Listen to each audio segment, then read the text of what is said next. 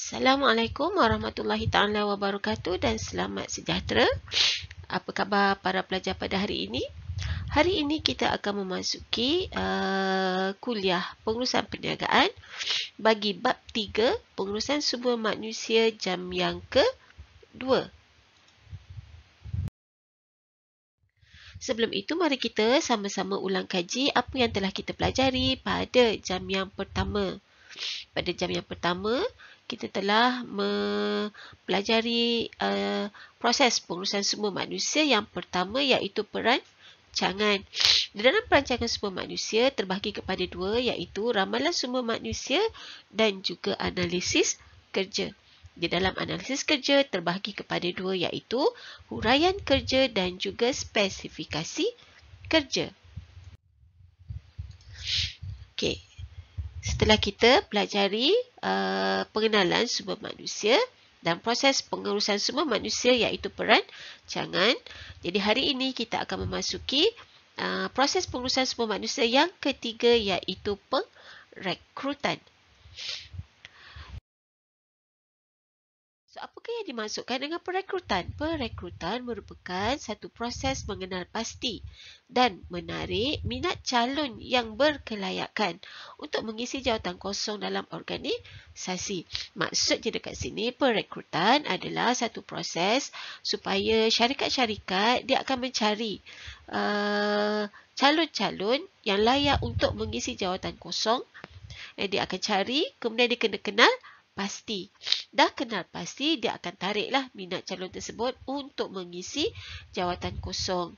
Yang mana dalam perekrutan ini, untuk mencari dan menarik calon terdiri daripada dua kaedah iaitu sama ada kaedah dalaman iaitu kaedah tertutup dan juga terbuka dan juga kaedah luaran iaitu melalui pengiklanan, agensi pekerjaan dan juga perekrutan kampus. Kita lihat proses perekrutan. Kalau kita lihat di sini, perekrutan terdiri daripada dua sumber iaitu sumber dalaman yang mana sumber dalaman akan mengambil pekerja-pekerja di dalam organisasi itu sahaja dan juga sumber luaran iaitu mengambil pekerja daripada luar organisasi. Di dalam sumber dalaman terdiri daripada dua kaedah iaitu kaedah tertutup dan juga kaedah terbuka. Okay, apa yang dimaksudkan dengan sumber dalaman? Sumber dalaman ini merupakan tawaran pekerjaan yang disasarkan kepada pekerja sedia ada di dalam organisasi itu sendiri. Maksudnya di sini, sekiranya ada terdapatnya tawaran kerja kosong, syarikat akan mencari calon-calon untuk mengisi jawatan kosong tersebut di kalangan pekerja yang sedia ada di dalam syarikat itu. Mereka yang dah bekerja lah maksudnya. Jadi, untuk memilih pekerja-pekerja yang memang dah sedia bekerja dalam organisasi, maka pemilihan calon akan dijalankan dengan merujuk kepada maklumat pekerja yang disimpan oleh Jabatan Sumber Manusia. Maklumat-maklumat tersebut adalah seperti penilaian prestasi dia pada tahun lepas. Dia akan lihat kepada sekiranya terdapat tidakkan tata tertib, bagaimanakah dia punya kerja dia yang telah dilalui pada tahun-tahun yang lepas. Okey, terdapat dua kaedah di dalam sumber dalaman. Yang pertama adalah kaedah tertutup. Kaedah tertutup di mana pengurus akan memutuskan pekerja mana yang perlu dinaikkan pangkat setelah mengambil kira pandangan dari penyelia yang berkaitan. Maksudnya di sini, dalam kaedah tertutup, pekerja tak akan mohon untuk mengisi jawatan kosong tersebut. Tetapi, pihak pengurus, mereka yang akan pilih pekerja mana yang akan menjawat jawatan kosong tersebut bergantung kepada pandangan daripada penyelia pekerja tersebut. Kaedah terbuka pula adalah sekiranya mempunyai jawatan kosong di dalam organisasi, maka maklumat tentang jawatan kosong tersebut akan dihebahkan melalui papan buletin atau surat berkeliling, memo dan sekarang boleh diedarkan melalui email dan sebagainya lah. So, jadi contohnya kaedah tertutup ni sekiranya ada jawatan kosong sebagai penolong pengurus akaun. So, jadi kalau dalam kaedah tertutup, pihak pengurusan atasan dia akan melihat pekerja mana yang layak untuk menjawat jawatan kosong penolong pengurus akaun dan akan meminta pandangan daripada ketua pekerja-pekerja sedia ada dalam organisasi dalam jabatan perakaunan. Dalam kaedah terbuka pula, jawatan kosong tentang penolong pengurus akaun akan ditampal di papan buletin atau papan kenyataan melalui memo dalam organisasi ataupun hebahan di dalam email. Jadi terbuka kepada siapa-siapa sahaja pekerja dalam organisasi untuk memohon jawatan tersebut. Okay, yang kedua pula adalah sumber luaran. Sumber luaran di mana tawaran pekerjaan disasarkan kepada pihak dari luar organisasi. Jadi maksudnya dekat sini, siapa-siapa sahaja yang berada di luar organisasi boleh memohon jawatan kosong tersebut. Contoh seperti kita, kita yang tidak lagi bekerja dalam organisasi tersebut, ataupun pekerja-pekerja yang bekerja di organisasi yang lain, boleh memohon jawatan kosong dalam syarikat. So, antara kaedah yang digunakan di dalam sumber luaran adalah yang pertama, periklanan. Periklanan ni kita boleh jumpalah di mana-mana sahaja. Contohnya seperti di media masa, surat khabar, majalah, ataupun media sosial, di internet, WhatsApp, Instagram dan juga Telegram, yang mana dia mengeluarkan iklan jawatan kosong tersebut dan siapa-siapa saja yang membaca boleh memohon jawatan kosong tersebut. Yang kedua adalah melalui agensi pekerjaan, di mana dalam agensi pekerjaan, satu agensi pekerjaan swasta dan awam, yang mana syarikat-syarikat yang mempunyai jawatan kosong akan pergi ke agensi-agensi pekerjaan ini untuk memohon mereka mencari pekerja-pekerja yang bersesuaian. So, untuk agensi pekerjaan ini biasanya mereka yang tidak mempunyai pekerjaan ataupun yang sedang mencari pekerjaan akan mendaftar di agensi pekerjaan sama ada swasta ataupun awam. Daripada situ, agensi pekerjaan tersebut sekiranya dia mempunyai maklumat terdapatnya jawatan kosong di dalam syarikat-syarikat yang memerlukan, mereka akan terus hubungi sesiapa sahaja yang mendaftar di dalam agensi pekerjaan tersebut. Okay. Yang ketiga adalah perekrutan kampus, yang mana syarikat dia akan menghubungi pihak universiti ataupun kolej untuk mendapatkan maklumat mengenai penuntut yang akan mendapatkan penggajian. Jadi pihak universiti ataupun kolej dia akan memberi senarai nama pelajar-pelajar yang memenuhi kriteria yang diperlukan kepada pihak syarikat, dan pihak syarikat dia akan pilihlah mana-mana pelajar yang dirasakan sesuai untuk menjawat jawatan kosong tersebut, dan dia akan panggil untuk sesi interview dan sebagainya.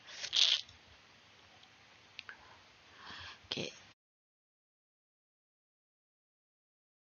Setelah proses perekrutan, maka dia akan melalui satu lagi proses, iaitu pemilihan. So, proses pemilihan ini adalah pengambilan pekerja yang terbaik daripada sejumlah calon-calon yang memohon sesuatu jawatan. So, kita lihat tadi dalam masa perekrutan, syarikat akan menarik calon-calon yang layak untuk memohon jawatan tersebut. Setelah calon-calon tersebut memohon jawatan, maka pihak syarikat akan melalui proses pemilihan, iaitu daripada ramai-ramai calon yang memohon jawatan tersebut, dia akan mencari calon yang betul-betul layak untuk menjawat jawatan. Proses ini adalah berbeza antara organisasi tertakluk kepada jumlah permohonan dan kepentingan sesuatu jabatan. So dalam proses pemilihan ini dia terdapat beberapa kaedah yang digunakan oleh organisasi, dan setiap organisasi itu dia akan menggunakan kaedah yang berbeza antara bagaimana cara untuk membuat pemilihan calon. Pekerja yang dipilih mestilah mempunyai kelayakan yang diperlukan berdasarkan kepada spesifikasi kerja. Kaedah lazim yang akan dilakukan oleh syarikat dalam pemilihan adalah yang pertama, calon harus mengisi borang permohonan. Setelah mengisi borang permohonan, calon-calon akan melalui proses saringan yang dilakukan oleh pihak organisasi untuk mencari calon yang paling layak. Setelah melalui proses saringan, mereka yang berjaya akan disemak latar belakang rujukan mereka. Kemudian akan dipanggil untuk sesi temu duga, ujian pemilihan, ujian kesihatan, dan akhirnya akan ditawarkanlah untuk menjawab jawatan tersebut. Kita lihat yang pertama, iaitu borang permohonan. Borang permohonan, calon yang berminat akan mengisi borang permohonan kerja, iaitu kat sini pemohon-pemohon akan mengisi borang permohonan yang akan disediakan oleh syarikat. Borang permohonan ini boleh diisi sama ada secara dalam talian online ataupun pergi sendiri ke syarikat-syarikat untuk mengambil borang permohonan kerja dan isi secara fizikal.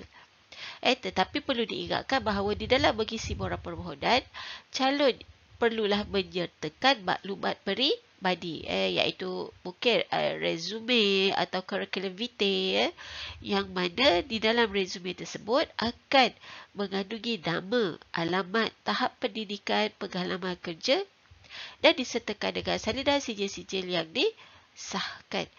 Ini adalah bagi rujukan syarikat supaya calon itu memberikan maklumat yang jujur lah.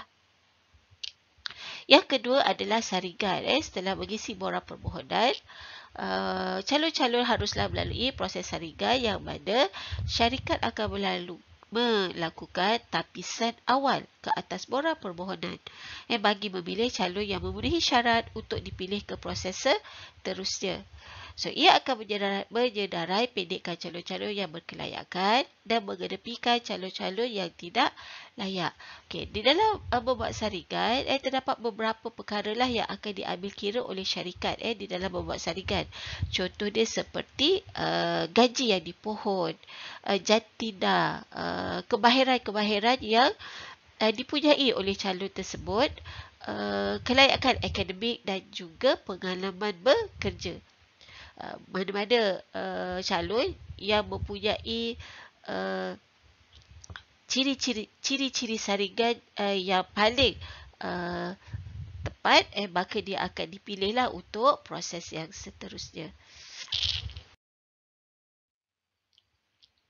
Yang ketiga, setelah saringan dilakukan adalah sebakan rujukan.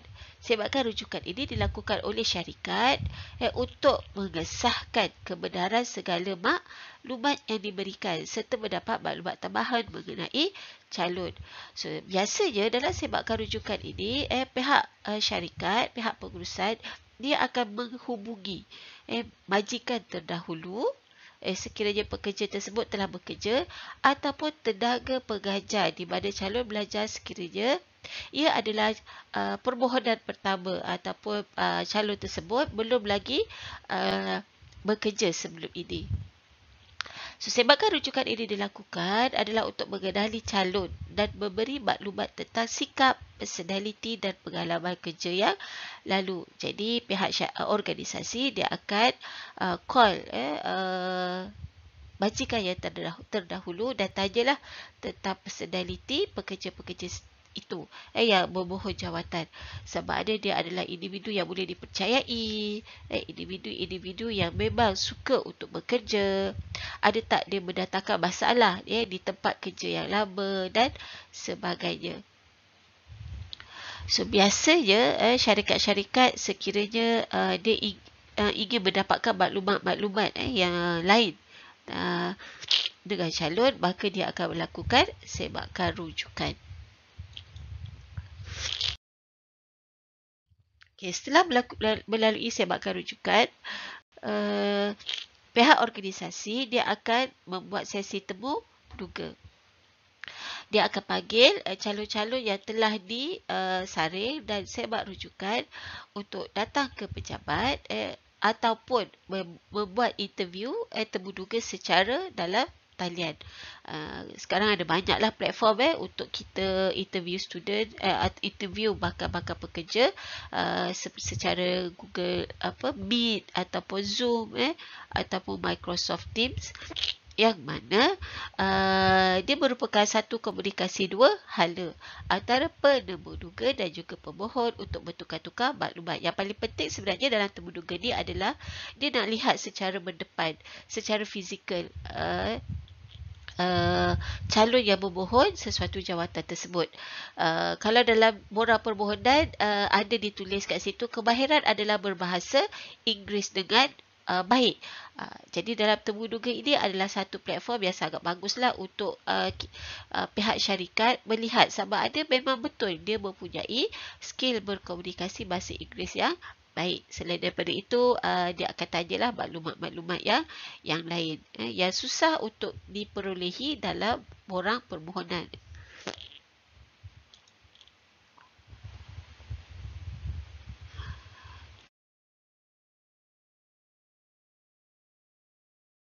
Sekiranya calon-calon itu berjaya melalui proses temu duga, maka satu ujian pemilihan akan dilakukanlah kepada calon tersebut.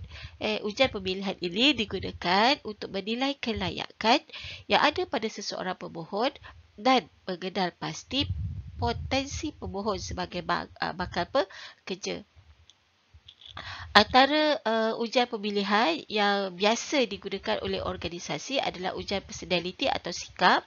Nak lihat sama ada pekerja tersebut mempunyai personality yang bagus. Ujian kecekapan, sekiranya ia melibatkan skill-skill tertentu, contohnya seperti kecekapan menaik, kecekapan membaca, kecekapan membawa kereta dan juga kemahiran-kemahiran lain. Dalam ujian pemilihan ini, ujian tersebut adalah bergantung kepada jenis pekerjaan yang akan dipohon oleh seseorang calon tersebut. Jadi dia berbeza-bezalah ikut kepada kerja yang dilakukan oleh calon. Setelah lepasi ujian yang dilakukan, yang terakhir adalah ujian kesihatan.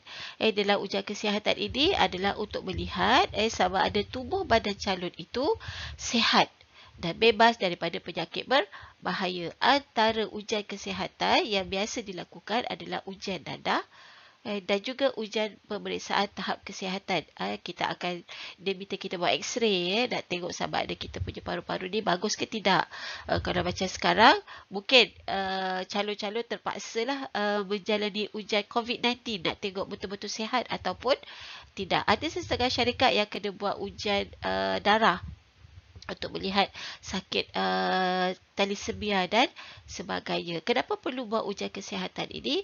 Adalah untuk memastikan syarikat tidak akan menampung kos yang tinggi pada masa hadapan sekiranya calon ataupun pekerja tersebut sentiasa mengambil cuti sakit.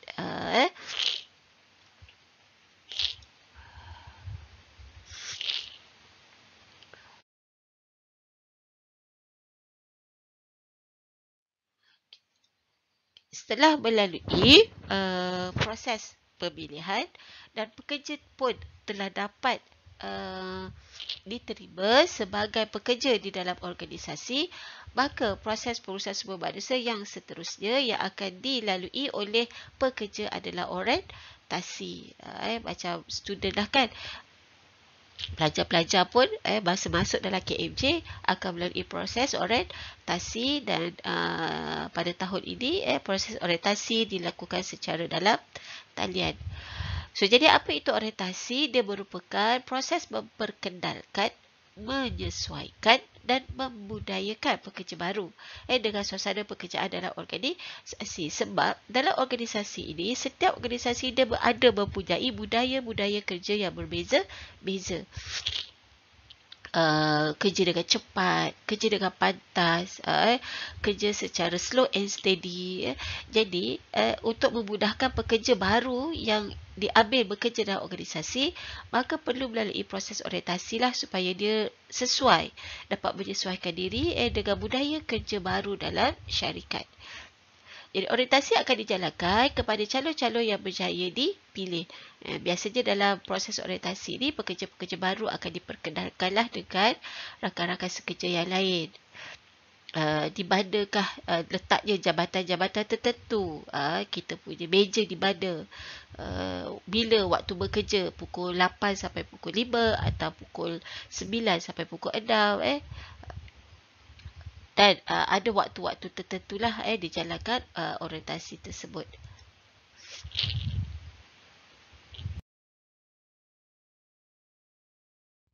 So, tujuan orientasi adalah yang pertama, memperkenalkan pekerja baru kepada organisasi. Kenapa perlu memperkenalkan pekerja baru kepada organisasi? Ia adalah untuk memupuk minat dan standard pekerja baru mengikut kepada persekitaran organisasi.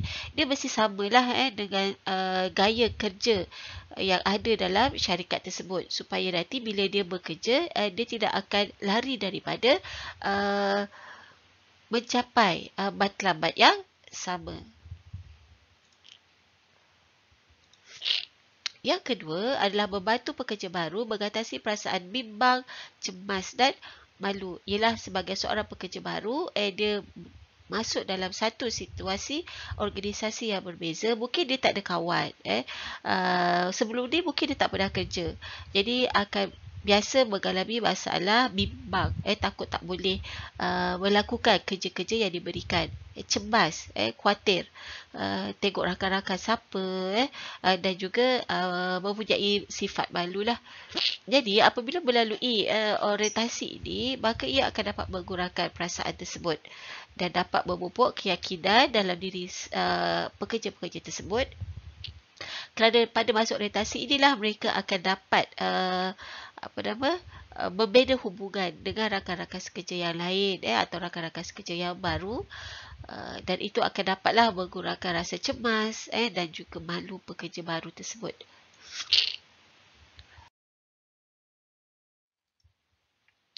Yang ketiga adalah untuk meningkatkan penerimaan pekerja baru terhadap organisasi.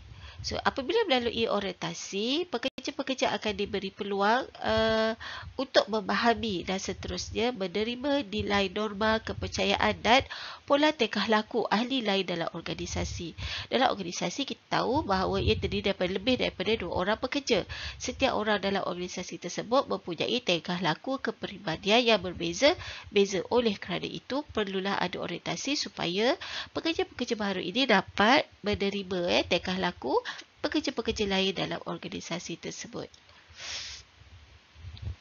Dan yang keempat, meningkatkan komitmen pekerja baru. Apabila pekerja baru itu dah selesa dengan organisasi di mana dia bekerja, maka tekanan akan dapat dikurangkan, dan pekerja-pekerja tersebut dapat melakukan tugas mereka dengan lebih cekap dan berkesan, dan sekiranya mengalami masalah, mereka ada rakan-rakan sekerja untuk mereka bertanya, dan ini sekaligus akan dapat meningkatkanlah komitmen pekerja, bukan hanya pada kerja dia tetapi kepada organisasi. So, jadi pada hari ini kita telah berjaya mempelajari proses pengurusan sumber manusia, pemilihan, perekrutan dan juga orientasi. So, pada jam yang seterusnya, kita akan melalui proses penulisan yang seterusnya, iaitu latihan dan pembangunan dan juga penilaian prestasi. So, itu sahaja untuk hari ini. Sekian, terima kasih. Assalamualaikum warahmatullahi wabarakatuh.